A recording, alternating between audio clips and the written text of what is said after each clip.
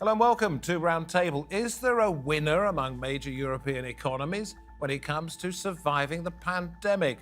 Today, we look at 4 nations and ask who's likely to come out on top.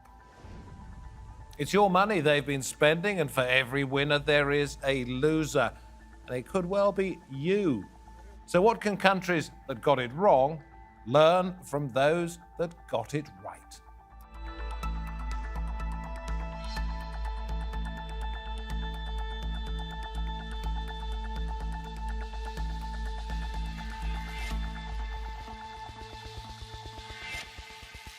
I'm David Foster. Very good to have your company. Yes, there have been losers, but also opportunities. Take the UK, for example. Believe it or not, there, at least 24 more people have become billionaires during the pandemic. Some have prospered. What lessons have been learned?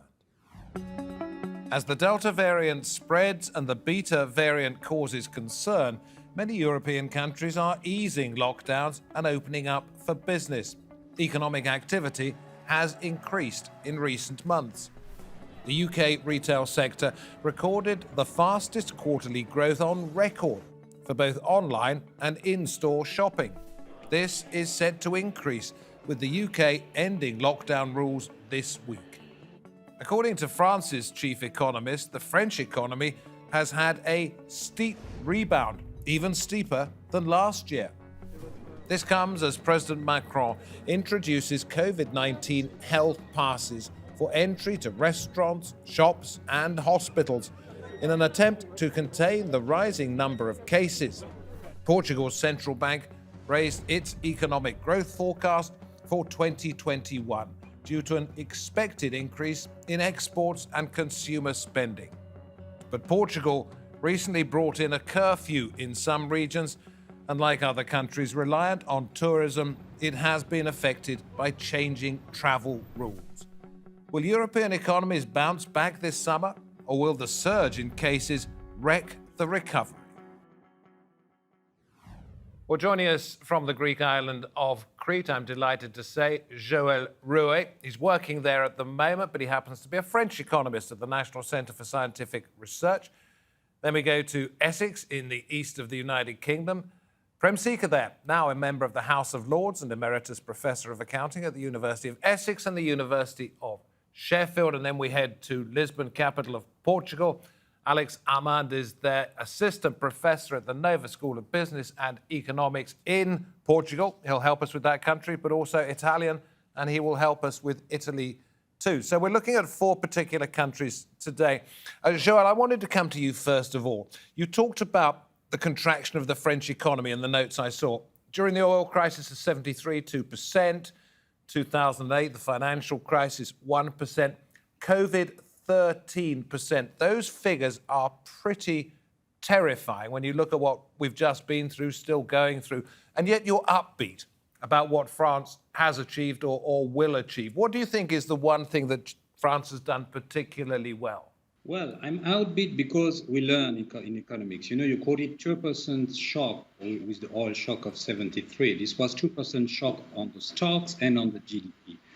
There was a big thing at that time, but looking back in retrospective, it was only 1% in 2008 crisis, but a huge stock decrease, a lot of destruction of capital. The COVID didn't destroy much capital. In fact, the stocks have even been booming, so the finance did not get affected, but what was affected was the real economy. This minus 13% less in the GDP you mentioned. And what France did manage to do is that it managed to give a cushion on the real economy, the real people and the small and medium companies by injecting a 500 billion euro right on the spot within a few months.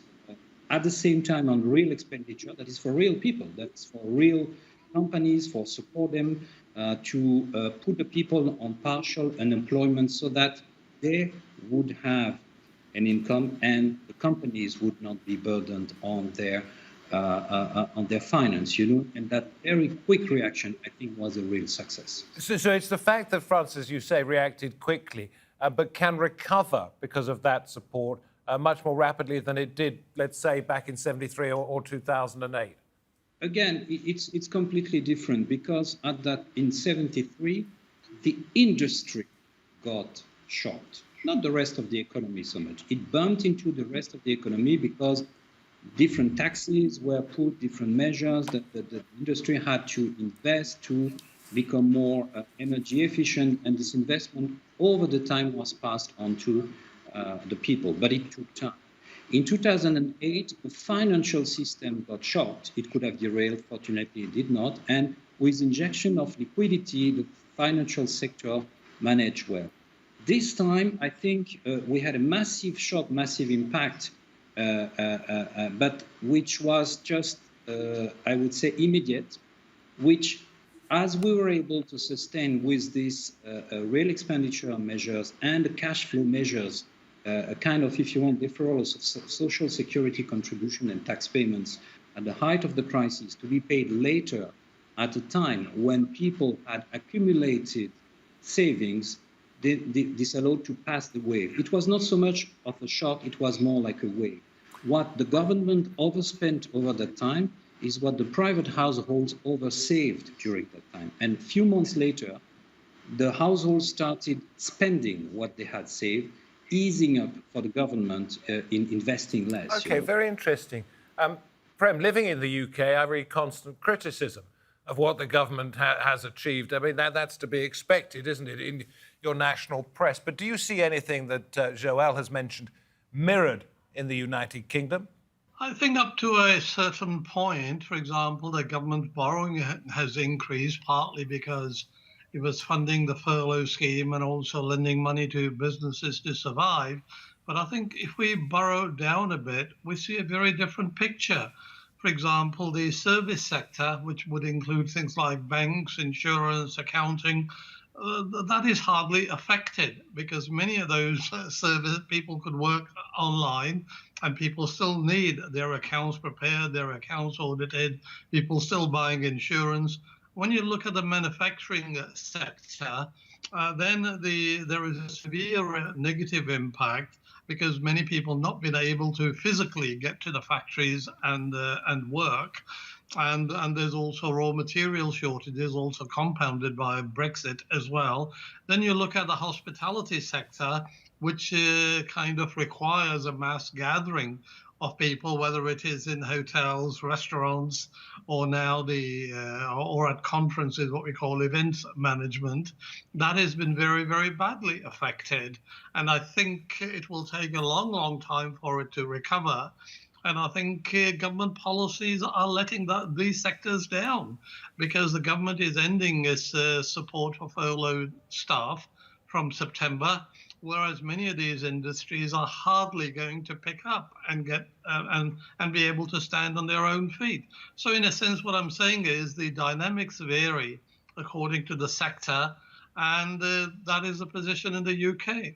Alex, we hear there from Joël about people having more savings. And when people have more savings, they feel inclined to go spending in the leisure sector. Where you happen to be, that's more likely to be restaurants and tourism in general. But you only have the ability to spend that if you feel secure. So you've got the two sides of the same coin here. It must be still quite worrying for Portugal, going backwards and forwards between being safe and not being safe, allowing visitors in and restricting them. What are the prospects for the industry there, the biggest industry in the country? Before the summer, there was a lot of optimism with the idea of having a large amount of people vaccinated and the ability of reopening the economy and the country to traveling. However, during the summer, with the spreading of the Delta variant, I think what is happening now it's a wide, let's say, a wide dispersion of pessimism, right? In a country where GDP depends on tourism for 20%, having a lack of tourism, it means that the economy is pretty much shrinking. A large part of the tourism in Portugal is depending on British tourism. And the fact that there is all this uncertainty about what are the regulations, what are the restrictions that you have to face when you travel, is basically driving down the sector. So we're talking in Portugal now about 50% of reservation as compared to previous years. And at the same time, we do see that now a new regulation with the mandatory, if you travel to Portugal from UK, you do have to stay locked for 14 days. Is clearly restricting your willingness to travel. And this is going to have very large effect during the summer, and for sure is going to have very important effects in the years to come. I know it's not been as severe, Joël, and this is for all of you, as the plague and the Black Death, etc., but both of those across Europe and in the United Kingdom many centuries ago heralded a change in the way that people worked, in the way that economies thrived or did not. Do you think we're going to see something similar here? You first, Joël. Are we going to see, if you like, the new technological COVID revolution because of the changes that this pandemic has wrought? Yeah, the plague lasted 100 years. The world was less connected at that time, but we had the vaccine so fine and the economy was less developed. So this being said, I think that we have to talk about waves, you know. First wave, as I said, this shock therapy managed to translate by a few months the burden from the state exchequer towards the household being able to recover. Now, if you look not just at the 3-4 months length, but if you look year-over-year, in a sense, and again talking about France, the household income for 2020 has been the same as the one for 2019. But I agree with what I've heard from my colleagues that now as we have new waves, as optimism goes up and down depending on new waves, what is important is the recovery plans. And here I think the EU is very important. I've mentioned, for instance, in the case of France, 500 billion as a shock measures. We've had 100 billion euros recovery plan, out of which 40 came from the EU. So 500, 100, 40, in a sense that accumulates, but we're also getting more fine-tuned to answer this epidemic. Prem, let me come to you about the UK and the recovery plan. But I first want to play in a little clip from the UK Prime Minister Boris Johnson. Our economy is slowly and cautiously picking itself up off the floor. Businesses are opening their doors. You'll have seen the employment figures this morning, the growth in the number of jobs. People are coming back slowly to the office. And over the next few weeks, therefore, more and more people will find themselves back on their daily commute. And as Andy Haldane, the lady of the Bank of England, has said, there is every prospect that this country is poised to recover like a coiled spring. Prem, my question to you is Joël references any recovery plans. Is what Boris Johnson is saying there more about hope than expectation? I think really we need a fundamental rethink. I mean, if you look at the reality, what's the government doing? It said the public sector wages would be frozen, so that means less in people's pockets, and therefore they can't buy goods and services which are essential for building a sustainable economy. The income tax thresholds and allowances are hardly rising. Indeed, they will be frozen for the next 4 to 5 years. So that means people will be paying more in income tax. They are also increasing the age for free prescriptions from 60 to 66. But can I just go back to something Joel said? Because he said people have saved a lot of money, obviously, because they haven't been spending during the pandemic, and they're ready to open their wallets any time now.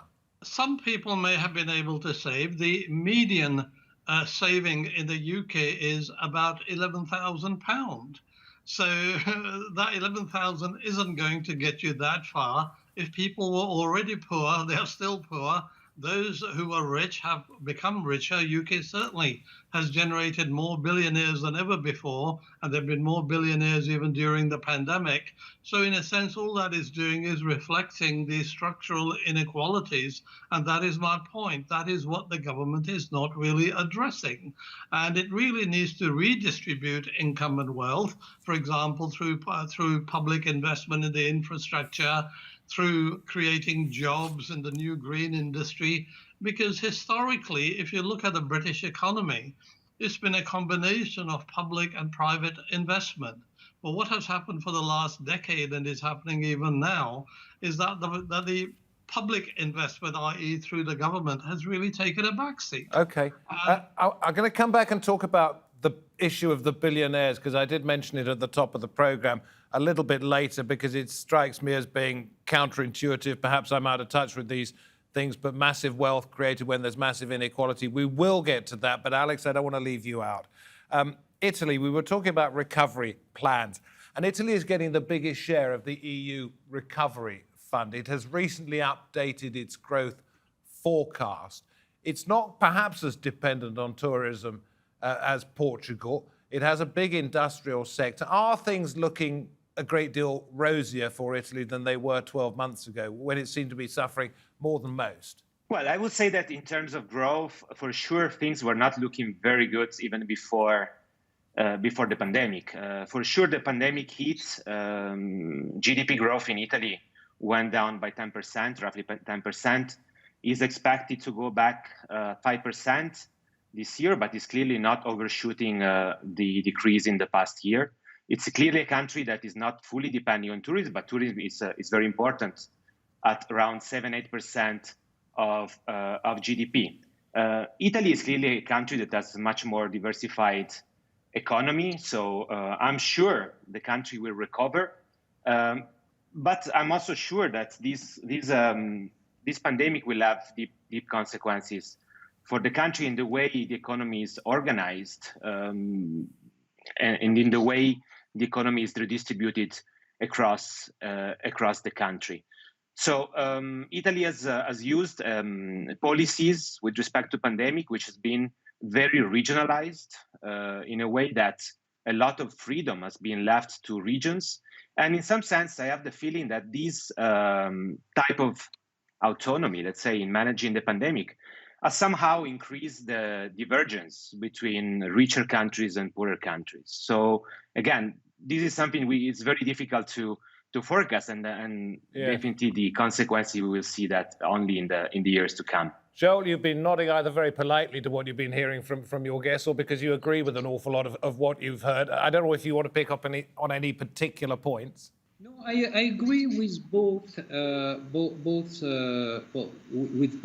speakers, because if you look at I think diversity of an economy and diversity of investment sources in an economy matters. Give the French example, where you would have a balance between the private investment and the public investment. Emmanuel Macron, of course, has to be optimistic, but he has to be optimistic on figures. He announced a 6% growth forecast for 2021, which we haven't seen, in years. So the recovery takes place. And if you look at figures between only April and June, the French economy created 41,000 jobs, 15% more than the quarterly average observed since 2009. Because since then, since the recovery package happened, you've had public investment, and I think this is lacking in Britain, of course, and you've had private investment, which I'm not sure so much about Italy, but from what I understand, the Italian industry, depending a bit on exports to China, has been wary in terms of reinvesting. So looking at the three countries shows that when you have a balanced investment and those investments are not delayed, then you find a way for the savings to turn into investment and not just consumption. So I agree with what is said. Redistribution at this time and age, investment is important. If we just bank on spending and consumption, that will not work. Okay, but it's all rather precarious. Prem, I'm going to read this out from Oxford Economics just a short while ago. If economies reopen and allow cases to surge, the economic gains could prove illusory. If COVID-related absences trigger major disruption to businesses and higher cases prompt greater voluntary social distancing. They know, don't they, a lot of these people, how close it is to being almost irreversible. And I know that you believe that the UK would financially not survive another pandemic. I think it will create a lot of problems. The government has mishandled the pandemic. It was, we entered the pandemic with very weak public services, and that is why we had a problem in dealing with it. The government already reduced or loosened the lockdown. For example, when it had a scheme, it was subsidizing people to eat out, and that actually spread the pandemic. And I think government again is relaxing all the restraints too quickly. So, but do you understand economically why it has been felt necessary to do that? I think my argument would be, look, all economies can always be resurrected. The dead people can't be brought back. So the question is, what exactly is the government trying to do? It really needs to pay more attention to people's welfare. Some of the things that businesses can do can wait. Those which can't wait do need to be helped. You know, I mean, take our airlines, for example. Airlines will take a long while to recover. They do need help. Their employees need help. But the government is actually just eliminating support from September onwards. And that really is unacceptable. So I suppose, Alex, the point being made is that while the first heart attack may seriously damage the patient, anything after that could be fatal. Well, I think that we will all learn. I mean, this pandemic is not really a negative for everybody, right? So as we were saying before, there has been a clear redistribution effect. So somebody has become richer, somebody has become even poorer. So I don't think that if there's gonna be if the pandemic is gonna last longer, is gonna be destroying the economies. So some sectors will face, so the sectors that will be able to face these in a more effective way, they will flourish. Some others, they will die. And I think the economy will come out stronger. So let's talk. Let's talk, if we may. Sorry, you mentioned some people have got a great deal richer. In your areas, Italy, Portugal, or anywhere you like to choose. What particular reasons have people found to enrich themselves in this terrible time? Some sectors have just responded very rapidly, and the ability to respond rapidly to a very, let's say, a changing environment is just rewarding. So if you, as a business, you're not responding to these type of changes, then you go out from the markets. But if you are able to survive, then you definitely is gonna be you're gonna be stronger. So a very simple example. Facing the very first lockdowns, there's a lot of very small businesses that started delivering. And this is a very simple type of change in the way you deliver your products. But the ability to move from being a shop to being a shop online, even a very simple shop, and the ability to reach more people, allows some even small businesses to flourish and become even stronger than how they were before, before the pandemic. 24 extra billionaires in the UK, I read 2 days ago, maybe 25, 26 now. In what area have they been able to succeed when others have found it so difficult? I think generally in services, and also many who provided supplies to frontline services, for example, through the personal protection equipment delivery, test and trace. So in many ways, some of these people have got richer, because the state was throwing money around freely, awarding PPE contracts and many others.